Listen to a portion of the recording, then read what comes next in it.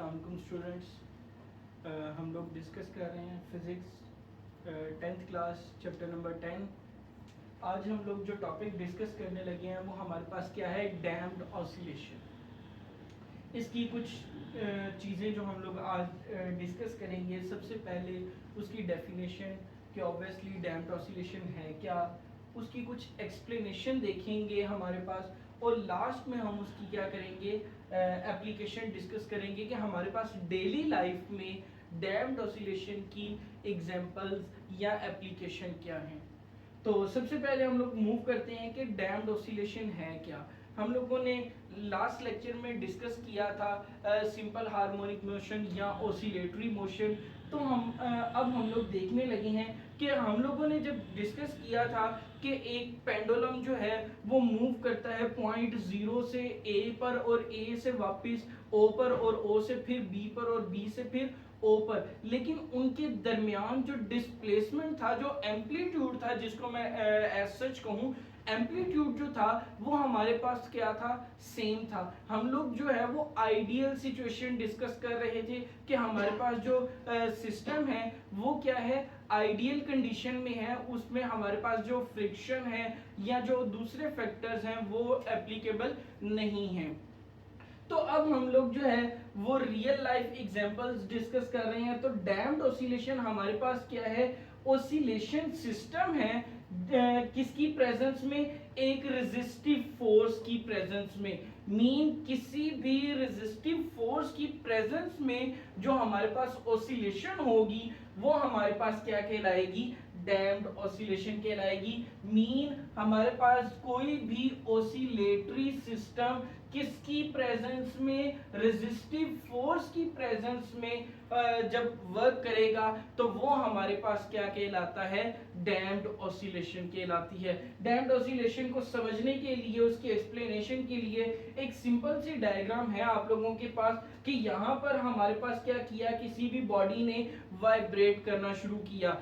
Vibrate करना जब उसने स्टार्ट किया तो उसका एम्पलीट्यूड क्या था, ज्यादा था। आहिस्ता आहिस्ता उसका जो एम्पलीट्यूड है, उसका जो डिस्प्लेसमेंट है वो हमारे पास क्या होना शुरू हो गया, डिक्रीज होना शुरू हो गया। ये बेसिकली ग्राफ है हमारे पास टाइम और डिस्प्लेसमेंट के दरमियान में।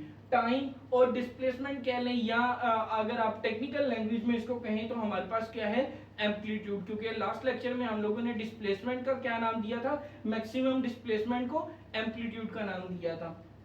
तो ये हमारे पास क्या है, टाइम और डिस्प्लेसमेंट के दरमियान क्या है, एक ग्राफ है जो कि हमारे पास कॉन्टिन्यूसली क्या कर रहा है, डिक्रीज कर रहा है। इसकी डिक्रीजन की जो वजह है, ये किस वजह से डिक्रीज हो रहा है, वो हमारे पास क्या है, वो हमारे पास ये रेजिस्टिव फोर्स है जिसकी वजह से ये इसका एम्पलीट्यूड, इसका जो डिस्प्लेसमेंट है वो आहिस्ता आहिस्ता क्या हो रहा है, हमारे पास डिक्रीज हो रहा है।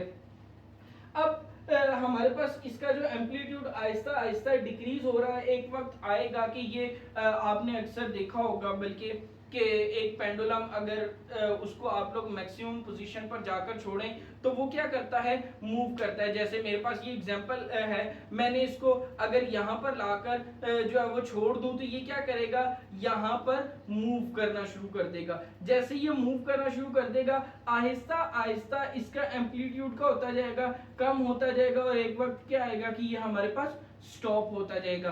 कोई भी बॉडी जो है जो वाइब्रेट कर रही है वो हमारे पास वाइब्रेट करती रहेगी, आहिस्ता आहिस्ता उसका एम्पलीट्यूड क्या होता जाएगा, कम होता जाएगा, और एक वक्त आएगा कि वो हमारे पास कंप्लीटली स्टॉप हो जाएगी। सेम वही सिचुएशन है कि हमारे पास क्या है, आहिस्ता आहिस्ता उसका एम्पलीट्यूड कम होता जा रहा है और एक वक्त आएगा कि वो हमारे पास बॉडी क्या है, बिल्कुल स्टॉप हो जाएगी या हमारे पास क्या आ जाएगी, रेस्ट पोजीशन पर आ जाएगी। तो इस सिचुएशन को हम लोग क्या कहते हैं, डैम्प्ड ऑसिलेशन कहते हैं।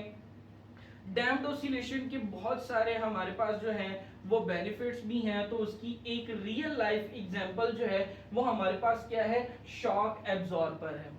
शॉक एब्जॉर्बर आप लोगों ने अक्सर देखा होगा कि गाड़ी की जो सस्पेंशन होती है, बेसिकली अगर आप लोग मूव कर रहे हैं रोड पर, कोई भी डंप आता है तो वहां पर क्या होता है हमारे पास, वहां पर होता ये है कि अचानक से गाड़ी क्या करती है, एक जर्क लेती है। जैसे ही वो जर्क लेती है तो उस जर्क की वजह से हम लोग क्या करते हैं, हमारी बहुत सारी चीजें जो कार में या गाड़ी में मौजूद होती हैं वो क्या कर जाती हैं, बिखर जाती हैं। तो इन चीजों को जो है वो रोकने के लिए हम लोग क्या करते हैं, शॉक एब्जॉर्बर यूज करते हैं। जिन गाड़ियों के शॉक एब्जॉर्बर बहुत ज्यादा अच्छे होते हैं, आप लोगों ने अक्सर देखा होगा कि लोग अपनी गाड़ी में, जिन लोगों के पास कुछ अच्छी गाड़ियां होती हैं जस्ट लाइक BMW या जो हमारे पास मर्सिडीज वगैरह हैं, उस तरह की जो गाड़ियां, उस तरह के लोग अपनी कार में इवन कॉफी का कप या चाय का कप भी रख लेते हैं और वो चाय बाहर नहीं गिरती।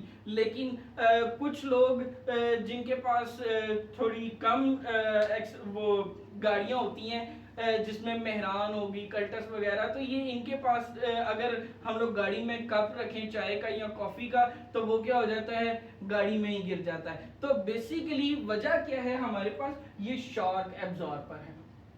अगर रोड पे हमारे पास कोई डंप आता है तो अब शॉक एब्जॉर्बर क्या करते हैं, उस डंप को अपनी सस्पेंशन की वजह से क्या करते हैं, अपने उस एनर्जी को अपने अंदर ही एब्जॉर्ब कर लेते हैं और रिलीज कर देते हैं, और उसका इफेक्ट जो है वो कार तक क्या है, नहीं पहुंचता, जिसकी वजह से कार में मौजूद चीजें जो हैं वो क्या रहती हैं, सेफ रहती हैं। ये किस तरीके से काम करता है, ये हमारे पास सबसे पहले देख लीजिएगा, कार के फ्रेम के साथ इस पॉइंट को क्या किया जाता है, अटैच किया जाता है, और सबसे नीचे वाले पॉइंट को जो है वो हमारे पास कार के एक्सिल के साथ क्या किया जाता है, अटैच किया जाता है। अब जैसे ही हमारे पास कोई भी रोड पे डंप आता है तो वो क्या होता है, हमारे पास ये दरमियान में एक पिस्टन मौजूद है और इसके साथ ही क्या है, एक लिक्विड मौजूद है, या ऑयल, हम लोग सिंपली इसको क्या कह सकते हैं कि ऑयल फिल किया जाता है। अब जैसे ही हमारे पास कोई डंप आता है तो ये पिस्टन क्या करता है, हमारे पास मूव करता है। जैसे ये पिस्टन मूव करता है तो ये ऑयल क्या करता है, रेजिस्टिव फोर्स जो है वो प्रोड्यूस करता है। इस रेजिस्टिव फोर्स की वजह से क्या होती है, हमारे पास यहाँ पर हीट प्रोड्यूस होती है, और वो डंप की वजह से जो एनर्जी है वो हीट की फॉर्म में यहाँ से क्या हो जाती है, रिलीज हो जाती है, और वो एनर्जी हमारी कार के फ्रेम तक जो है वो नहीं पहुंच पाती, जिसकी वजह से कार के अंदर मौजूद जितनी भी चीजें हैं वो सारी की सारी क्या रहती हैं, सेफ रहती हैं। तो ये हमारे पास आज का टॉपिक था डैम्प्ड ऑसिलेशन। बाज़ों का दी क्वेश्चन जो है वो एज ए लॉन्ग क्वेश्चन भी पूछ लिया जाता है, लेकिन अक्सर औकात मेजॉरिटी केसेस में ये हमारे पास क्या है, इसकी definition as a short question पूछ ली जाती है। ये हमारे पास क्या है, एज ए शॉर्ट क्वेश्चन पूछा जाता है। तो इसको आप लोगों ने अच्छे तरीके से प्रिपेयर करना है। तो इसी के साथ हमारा आज का लेक्चर ख़त्म हुआ। इंशाल्लाह अगले लेक्चर में मुलाकात होगी। अल्लाह।